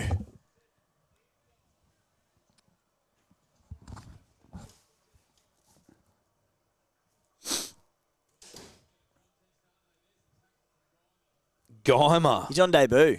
Is he? St. Greg's boy, shout out. Gynecologist. Oh, that was a mad ball. That was a good ball. So, yeah, you gave up on Supercoach, mate. Dude, I was fucking like, and you know what? I'm almost disappointed in myself because I said I wouldn't do it this year, and I often like you start, and then you get fucking you forget, and then before you know it, you're like, well, I'm too far. And I tried not to, and I thought having, people like you and Rue in my orbit that I'd be able to sort of like, at Think least about it. think about it, or like lean on you. You literally see Rue every Wednesday. I now. know, dude, but he would also just belittle me for my team. Yeah, It was one- Harley Smith Shields. Yeah, Harley Smith Shields, who I could have sworn was like an AFL player. But it was one of those things where like I got stuck in a point where I had some really fucked up halves, and I didn't know how to properly, like I almost didn't know how to get out of this situation. I had like at one point Chanel Harris-Tavita, Ezra Mann was out, Cleary was out, and then it was like Latu Fine-out was sometimes getting picked. Surely. Go Trelly. Trell! Bang. Oh, bang. Needed him for my unit scoop up. Some would call that good wet weather footy, diving 3 metres Yeah, forward line, that's saying, smart. we'll get there. That's smart. Well, he's a from smart Latrell. footballer. Budgies. Are they? They look almost like roosters. When was the last time you saw a footballer not wearing budgies? I don't know if he knows his pants are down. What did they used to wear before budgies? He has no Undies? idea his pants are all He the way doesn't down. give a fuck. He's an alpha. No, I know. I respect it, but the man doesn't know his pants are That's off. also a great thing for us going into Game 3 is Latrell's never lost a series that he's played in. No, he hasn't. And that he's so dialed in, his pants are literally off, and he's like, I'm just here to play rugby league. Look at that. Bang. Try time. That's just smart. That is wet weather. Yeah, it is. You want to go back to that question? Who's the best wet weather footballer? Latrell. Latrell Mitchell is there. Look at that. That's wet weather. Let it rain in Brizzy, boys. Would you take a hip drop from Junior Paulo for Manly to make a final? Fuck, dude, that's heavy. If it didn't break my legs, yes.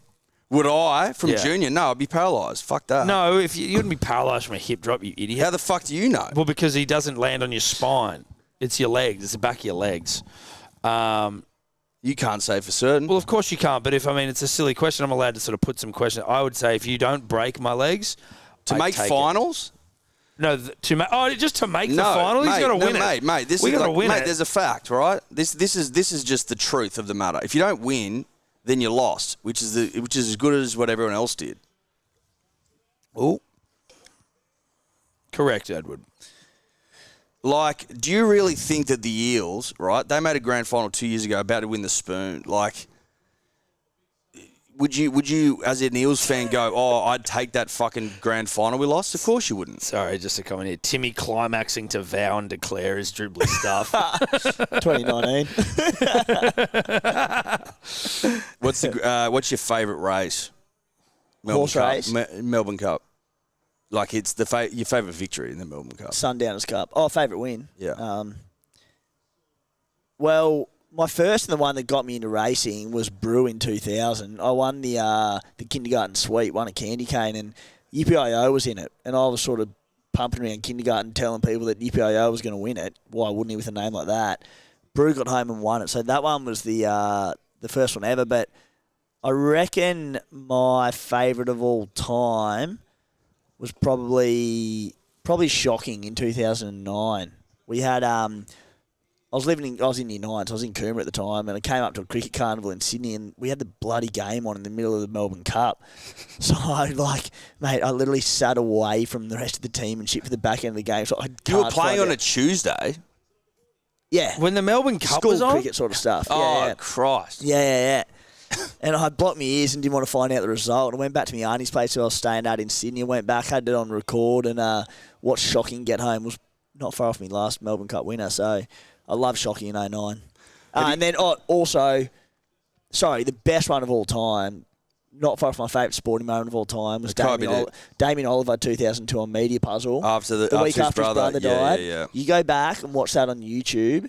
That is one of the greatest sporting moments of all time. So leading into that Melbourne Cup, Damien Oliver, he got back in the saddle pretty quickly. I think his brother died, Jason, maybe 8 or 9 days before. Got back in the saddle, could not ride a winner all week. Went on to Cup Day at Flemington. Didn't ride a winner all day, and they were like, "Mate, do you want to do this? Like, you don't have to do it." No, like, Jason want me to do it. Got on that, massive margin as well, shattered in. And then did his interview, like, after the race, and he's like, it's amazing, but I'd give it all back to have Jason back. It's like, holy shit. He looks to the sky after he wins. It's powerful. It's one of the great sporting I moments. forgot about that. I'm going to have to watch that again. And I'm in a real emotional era of my life where it takes almost nothing to get me crying. So I love that shit. I'll be in full-blown tear mode. Great moment. This is nerdy niche shit, but have you ever watched the 2004 Australian Cup call by Greg Miles when Lonhro wins, gets checked twice? Lonhro, is it Lonhro? The champ can't do it from here. No, he goes, Lonhro got checked the champ. And then he goes, Lonhro goes to the outside. I can't remember who's We've got a serious... But he's like, Lonhro, the champ's in desperate trouble. The crowd going, go, Lonhro, go.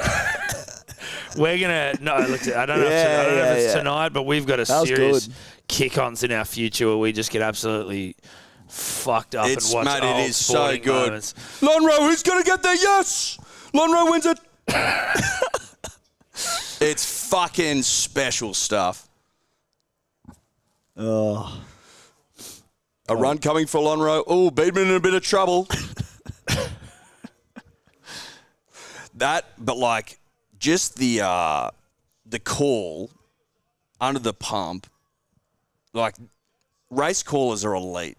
They're unbelievable at what they do. Unbelievable. Yeah. It's just the best call. We're going to watch it. We're going to watch it after the game. What a fucking hit. I can promise you that, Tim. We're watching it And after mate, this. you look now, like Godolphin dominate everything. And they've all the exact same bloody navy blue silks. And all they have different is like some slightly different cap colours. they don't get confused. It's like they're mate. mental. It's fucking ridiculous. Push, boys. Push. On debut, the young kid. Dill Brown's me last one for me multi. Come on, son. And they call through the binoculars as well. Tactic. Crazy. The young fella on debut, Isaac's brother. Yeah, they look like fucking brothers. Is he confident? Is he unconfident? Guymer. Are you a fan of the greatest weight for age on the planet, the Cox Plate? It's the best, mate. Oh, he's put his elbow first, eh? Elbow on the line. I don't think he got that. That's some great defence. Elbow up. Oh, No, his arm's under it. Oh, and his fucking elbow goes out. That's tough Oh, no. for the kid. Yeah, mate, I was at went with the punters club to the Winks' third Cox Plate. My claim to fame, punting-wise, was I found Winks before Winks was Winks and hot shit. Really? I got it in the Sunshine Coast Guineas in like a Group 3. Really? And it came home, and after that, and after it, one of my very, very few. What was it paying early? Do you remember? It wasn't anything ridiculous, but I think I got it about $12 or $13, and it was when I said, boys, this thing's going to romp home the Cox Plate. I mean, Well, if you got it early enough, it would have been off the back of losses, so you would have got a great price. No, like going into its first Cox Plate, it was on a winning streak. Oh, right. But at So lesser races. So it had lost races. Yeah, it was it's not actually it's not a black caviar. Yeah, So- right. It but it's like- won way bigger races. So at 125, what was it? More than 25 in a row, but it started a bit slow. Right. But Yeah. it won across a great variance in distance. Yeah, it went like 1,400 to like maybe 2,200 or something, whereas caviar was 12 to 14 or 1,000 to 1,400 kind of thing. Exactly. Is it a bit like unlikely that we had these two absolute weapons quite close with each other? Improbable. History would say yes, Yeah. because we've never really seen it before. Yeah, have right. We haven't like, really. Unbelievable, Yeah. yeah. Even though we've had freaks since then, no one's looked like not losing a race. Yes. So, yeah, it's incredible. They were good times. But all the big races, historically, like all the ones that have got panache about them are like longer distances, even though now all Australian horses are sprinters. Like it's switched with the Everest and shit. I don't know Like if you saw that. historically, all the races are a bit longer, like the Queen Elizabeth, the fucking Cox Plate, they're all like... But like our 2000. sprinters are just unbelievable. Did you see the other day, the Aussies, I think it was, what's his name, Henry Dwyer, sent one to Royal Ascot. This like Australian plotter went over there and won one of their biggest races at the Royal Ascot Carnival and smoked them. Oh, really? Our sprinters are mental. This thing was like struggles to win a better race over here. Went over there and killed them. But their long distances come over and kill us. Asfoora? Yeah, well done. We don't breed stayers. No, There's no incentive to, really. no. Whiten's just tried to put on monster. Jackie fucking boy. hits. Hilarious how Jack Wyden just had never left Canberra, and then when he did was like, oh my God. Like when he got to Sydney, he was just loving it. Jack Whiten does not need the bright lights of Sydney, I'll tell you that much. He needs to go pigging out the back of Canberra and he needs to stay there. If that didn't pull your heartstrings when Ricky was like talking about Jack Wyden leaving, God, that was That devastating. was a tough pill to swallow, that one. He's like, here we go. There you go. Good stuff. Good D South.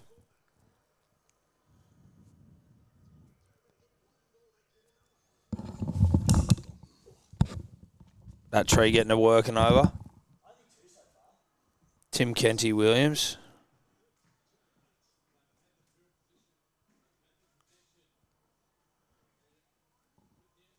Look, this game's had a couple of moments. It has, Tom. Not huge moments, but a No, couple of no, moments. certainly not. Well, we won't remember them. No, we won't. We won't remember him tomorrow. Like, what'd you do last night? And you're like, listen, I hung out with Tim Williams. That's all I can tell you. High tackle. Kepi will stay down. Of course he will. Smart from Sean. Oh, it is. It's smart. That's just smart rugby league, that. It is pissing down. Yeah, it is pissing down. Absolutely pissing down. bludger of a rugby league game. Although it's been okay. It's not been a full bludger. No, it hasn't been a poo slinger, has it? No. It was looking that way with some of the early sets. Oh, not even a penalty. Wow. I mean, that's a little surprising.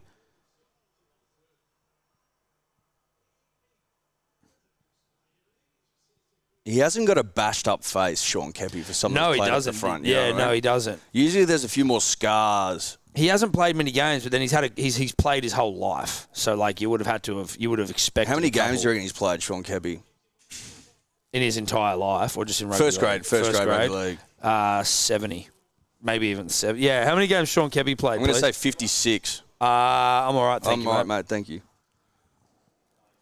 90. Okay.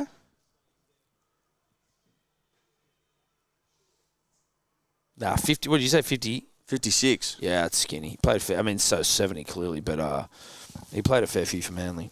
I don't mind that as a game though. How many pick the amount of games I played. How do you boys feel about Tommy Turbo Centre? Mate, I'm happy with it. I just need him playing footy, bro. Just need him playing rugby league. I just need him playing rugby league. Lacing up the boots. Kind of random that we went with Lehigh at fullback the whole time, and then he comes back and they put Cool at a fullback and Lehigh on the bench. Like, that doesn't make sense to me. That's one of those things where I wish there was a way where a coach could just tell me what the fuck. Where I could ask questions of the coach. Well, it's like coach hour. We just ask questions. We could hit up the NRL, more specifically the Great and Powerful, potentially, and just like. Now, he might say no, Edward, but can we have media accreditation? And so we could then literally go to press conferences and just ask questions like fans, like, oi, Siebes, what the fuck are we thinking? Like, where's Jamie Humphries? I'll tell you what, Tom, press conferences need a shake-up. But when was the last time you heard a great question asked? Yeah, but they need, almost every press conference needs at least like one fan of the team in there just to ask them like club-related questions, just to put them on the spot. The first question, why the fuck was Lehigh at fullback the whole time and now Cool is there? What's that about? Could you answer me that question, Coach? I'd love to know show you working. Could you just explain that to me, please? Or if we're not allowed, then we just get like someone who's like a plant. So we send in someone and we've got we just text them the questions. Well, I was of the opinion that fans were the lifeblood of the game, Tom. We did a time on Tim's urine. It was 2 minutes. We were saying like we might start taking bets like over under the length of time takes you to piss. It's fair. I won't put any bias into it. I'll be natural. No, you go out there and you just, as you feel it, like. The tree's still standing alive and well, by the way, and it's copped a battering. Yeah, I mean, I think there's probably some healing properties to your urine, Tim. I think we'd have to. I think so. How long did you sleep on that tree in the park in Magic Ground? Is that public knowledge? Yeah, it's public knowledge. It was a half an hour gap. I went out there and I didn't actually close my eyes because the footy was still on. So I watched the back half of the footy. Might have closed them for 5 minutes. Okay. I respect that. Well, it was either that or I sat there like a sack of shit and offered nothing. So I was like, all right, half an hour sacrifice to have a bit of personality again. No, I get that. No, it's smart. Tactical. It was great. Didn't see you boys over the weekend either. Went to your show, but... Mate, we were fucking wrecked. Because we had a crack the year before, but you're nowhere to be seen this time. Well, because we did the last year we did one show. We did 4 this year. It just takes it out of you massively. Yeah. Especially that Friday after we did we did a live show for Ned's, then we did the stream for KO, and it was like, I am absolutely fucking shagged. And then, like, we just went back to the hotel, and we stayed up for a little bit. We literally sat in our room and drank for a while, and then I was fucking ruined again the next day. And then we did the thing for Macca's, and it was like, I'm just going to... It's a demanding weekend. Well, that one particularly was. Before it wasn't. Oh! Yes. Try time. Huge. There we go. Bunnies minus 3.5 tripled. Was that you?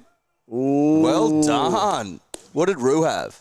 Oh, no. Don't you be hurt. He had a triple as well, actually. No, but it was... It was... I think they might have been... I think it was an over and under. Might have been an overs. Which he hasn't got yet. Let's check that. Have a look. Trell was limping. Rue had over 43.5. Ooh. I need a loss out of him. No more Fuck, points, I need a loss. please. No more points. He's getting very close to a bag of green, is Roo. Does the winner get one? No. He's rigged it, basically. How do you get a bag of green So- from that? So this season, he has to win the whole season. He's leading by quite a fair bit. Yeah, because he's nailed a couple of big boys, eh? And then throughout the season, we've got something called the hot seat. So if after 11 rounds, there's 3 11-round sort of like mini side quest things. And if you're in the hot seat after 11 rounds, so if you lose, you leave it. And if you find yourself in the hot seat after 11 rounds, you get $1,000. He had to win 2 of 3 of those. He won the first one. He's looking okay for the second one. He's still got the third one in his back pocket, and he's got to win the season. So you just got to be in the hot seat at 11 rounds. So, for example, if you were the first one in the hot seat and you won 11 rounds, it has to be at least $2 odds. If you got 11 bets in a row, you'd win it. But if you fall out, then it goes around. Yeah. Does that make sense? Yeah. So you can get a bit tactical. Like if you got 5 rounds to go, you go, oh, fuck, I probably can't get 5 bets in a row. I'll throw it. I'll pick something like random that won't get up. He's done that a couple of times. And so there's a bit of luck, bit of skill. So you've got to get 2 of them. He's got 1 of them so far. He's got to win the season. And he's triple staked, which means he's gone very hard at this at South minus 3.5 and the overs. So if he doesn't get this, then he comes back to the field a little bit, which is good. What do you have? Over 42.5? 43.5. Oh, so he needs another 2. It's looking unlikely. So you've been outwitted by the Roo at the moment. Well, mate, at the start of the season, he couldn't buy a winner because he knows rugby league, obviously, but he didn't know it from a punting sense. It's a bit different. He's starting to find a real rhythm, which is terrifying. Yeah. A real rhythm. Because you combine his footy knowledge and his punting ability. Yeah, which he's learning. It is a skill. He's starting to come into his own, the Roo, and credit where credit's due.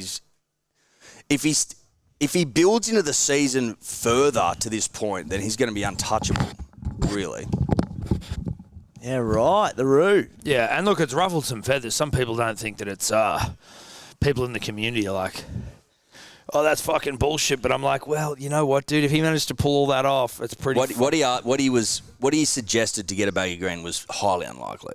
Correct. You need to have like a fucking really Hall of Fame season almost. And he's on track.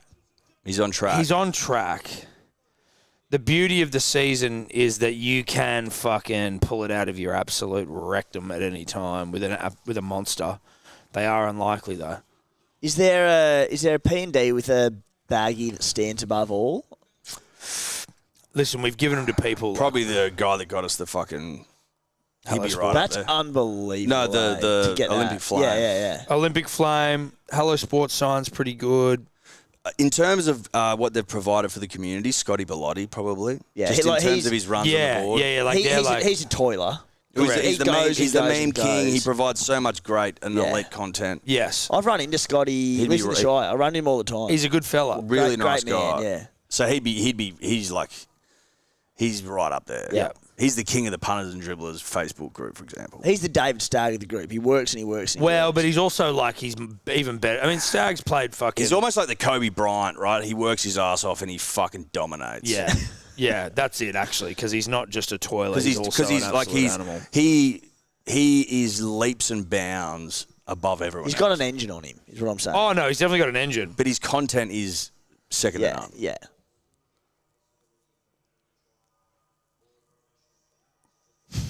Professional foul. Ruling it out.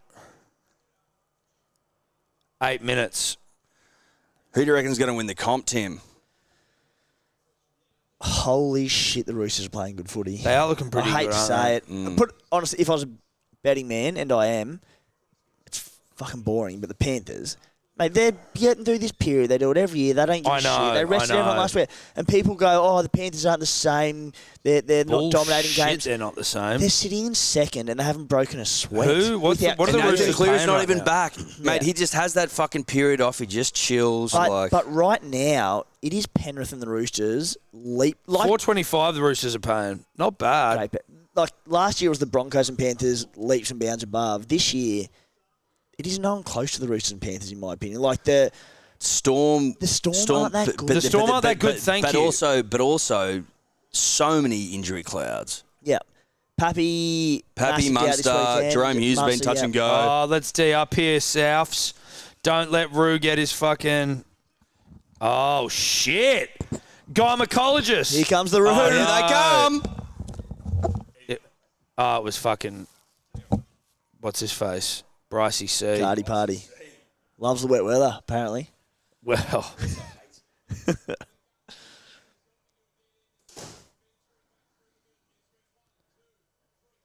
Watch Souths fucking let him back into the game here. Yeah. And minus 3.5 just fucking goes up in smoke in front of my eyes after fucking early crowing myself. Surely not from here. It's only 10 points after this. Yeah. Why are you standing in front of the ball? Waiting for the confirmation. Ah, of course. Right. That's so annoying of that guy, like, just standing right there. You're like, can you just get the fuck Mate, out I'm of the trying way, to kick. What are you doing? Get out of the way, dude. Mate, 7 minutes. This game is still well and truly alive. Cardi. I could have early crowed myself here, Ed. There's only 10 points in it. How about one of your all-time triple stakers, the Warriors, 2 weeks back? Oh, bro. Unbelievable. That was bad. Any That's punishments as bad as for it it? Because gets. that is The as bad punishment as is it just gets. public shame, dude, It and the is. loss of units. Timmy was 72 points out. Yep. Yeah, it was bad. Now, listen, no one saw it coming. So, your bet was Warriors to win. Warriors minus 4.5. And they lost by 68. 60. They lost by 60, I think. It was 66 to 6. 66. Okay. That could be the worst.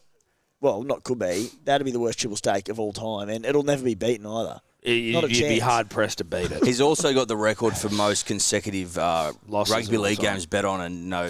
That was last Yeah, but year, I could have very easily just fucking But picked you- a but you- winner. but No, you because didn't. I'm class. I'm actually made of the right stuff. Like, I'm not What trying do to the just- history books show? The history books. Oh fuck! I've actually called that guy. The history books show that I was awful. I've got a feeling the Parramatta score again, mate. So do I. Dill Brown, hopefully. Nah, I'd prefer no one at this stage. I need Will Pensini, actually. That'd be nice if he scored. Nah, I don't want any more tries, please. No more tries. Let's just D up here. Let's D up, boys. No Sean Kepi moments. Let's not even give him the ball for the remainder of the game. Oh, Mitch, what's he doing? Oh, go! Go! Just hold on to it. Hold on to it, Tane. you're kidding. Hold on to it! Hold the ball! Two-man tackle! Two-man tackle! No, he lost it. He lost it. He lost it. He lost it. That was not stripped. Fucking shame on you, Tane That was Milne. not stripped. Shame on you, Tane Milne. Oh! Oh, great tackle. This is lighting up. Mate, that is the most... If like... Oh, is that high? That It was is. high. Penalty. Watch this. Oh, Why wouldn't you show What that? the fuck are you doing in the truck? One of the great combinations, Tane Milne to To Burgess. fucking Burgess. Dude, that is absolutely disgraceful. All we needed for the trifecta. Burgess did well It to was fucking great back from up there. Burgess. Yeah, but like, yes, no, that's true. We Hold don't the blame. ball. Hold the ball. If they hold that, they can't We're lose. on the attack, dude. They can't lose. That was Oh. fucking ridiculous. You can't afford to have Burgess. Like, if you're a South fan, Or and just like see out the set, slow as fuck, Oh. drill into the corner. Kick if they in the hold corner. that, 5 tackles, boom, You're there's still 4 up. minutes to You're go. up by 8. mate, can't lose. I don't know. Like, life's too short. Oh! Get on it. Oh, that was so dumb and unnecessary. Again, was that fifth tackle, though? No, it was not. They just had a penalty.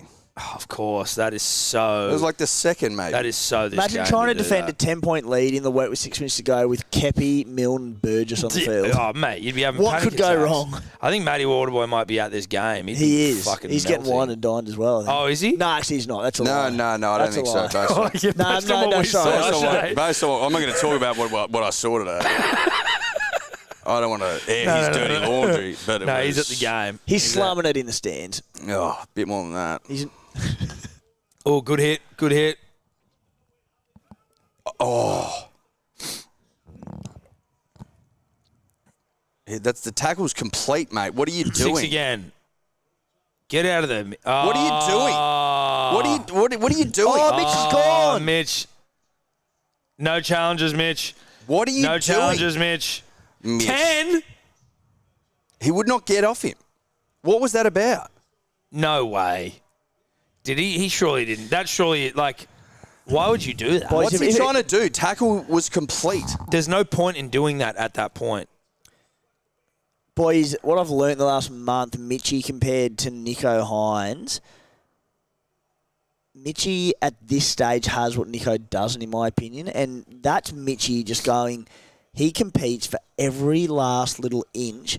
You see all this stuff during the week about Mitchie blowing up his teammates at half time and on the field and that. Nico's unbelievable talent, but does he have the killer instinct? Like, I love seeing... Exactly. I love seeing that from Mitchie and blowing up his teammates. Last week when he scored that double against the Knights, and he got up and he's like, I'm the man. I'm like, that's what you want. It's that, yes, I need to win this more than you. I will not sleep tonight if I don't. I don't know if that Nico has that about him. Nico's just a sweet, lovely, wonderful he's guy. too nice. I think it can be easily explained. Nico doesn't have killer in him. Correct. Like, you and need maybe, a bloke... Yeah, he needs to develop his killer instinct. If he does, go, Jackie boy! Go! Jackie! Oh, there you there we go. What about the 43.5? Where do we get to here? Triple. Has he hit that? Up the route, he's there. 46. Fuck. Guru. Oh, It was that's a bit easy. It was a bit easy. Wasn't it? That's not good for anyone. Well, it's better for me. Fucking Roo. Fucking good. But you're not close to him, mate. No, I know. It's about the rest of us. Yeah, well, it's only you, mate. Exactly. So you I don't mind if you get further away from him. Right. So you want to see him win, essentially. Well, no, I don't want you to win. Jackie boy. Because you've never won. I have one. Oh, you have won. You won last year. Sorry, I forgot. No, it was the first ever season where someone won the season with a losing record. No goal. 5 ultimate. Very simple. Losing record. You've never won, but also you're the defending champ. It doesn't count. There you go. Parramatta. What is that? What's the fucking table doing? Well, they'd have to be at the bottom, wouldn't? Well, the Tigers have got to play, obviously, or they got to buy. Okay, so Tigers are on the bottom at the moment. At the Storm. They're yeah, that's right. 10-point worst differential, but apparently Tigers at Leichhardt against the Storm, very good signs. Few out the Storm as well. Pappy in massive doubt. Harry I Grant's heard he was ruled out, Pap. Ruled out, is he officially? Could be. Harry Grant, though, like, that's a Grant that's out. a big out. Yep. Is Pap out officially? Parramatta are going to be lower on the live ladder after this game. And his replacement, Farlongo, also in a bit There of you doubt. go, live ladder, Parramatta last again. Oh, Fuck the What were Titans. they paying at the start of the season? we went a lot. It would have been huge. Yeah. Oh, who's that? Who dat? Junior. Jones. All right, what are the boys on? Check the scores. Still 2 minutes to go, but good to see Cameron Murray, Latrell Mitchell fit. Well, they off the bloody field? Take Latrell off. Take it fucking Keep him Latrell safe. off I'm the touching field. wood, by the way. So, yeah, well, you've almost early crowed him.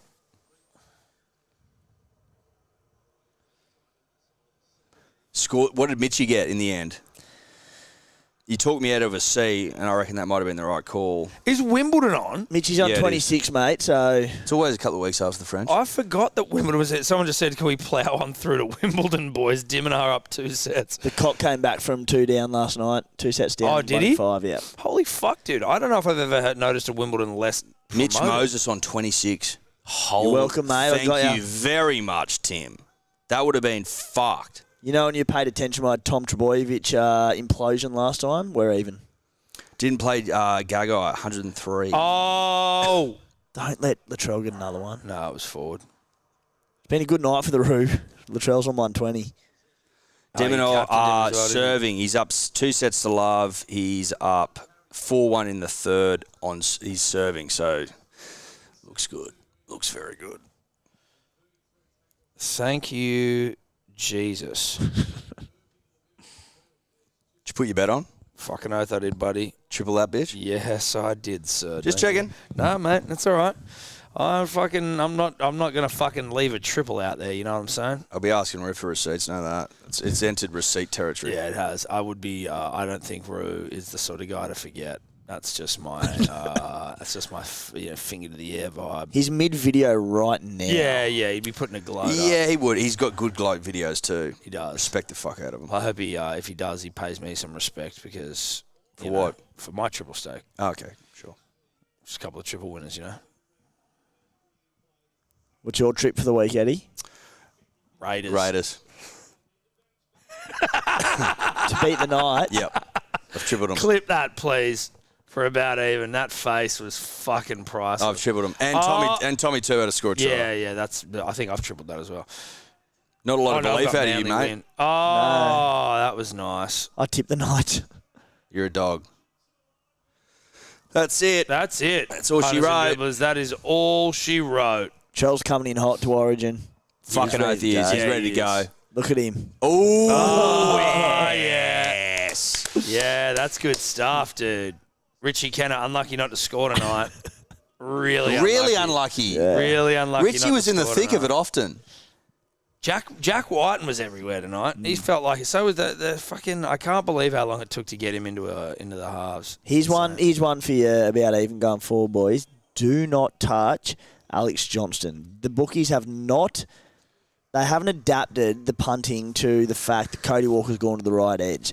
Saw him today, he was like $1.50. It's like they're not going left. It's all to the right because Cody switched edges. So him and Latrell just do everything down the right edge. And also Jack Whiten, not a noted passer of footballs on the left. It's actually crazy how Don't short touch he it. is. Gagai's $2 tonight.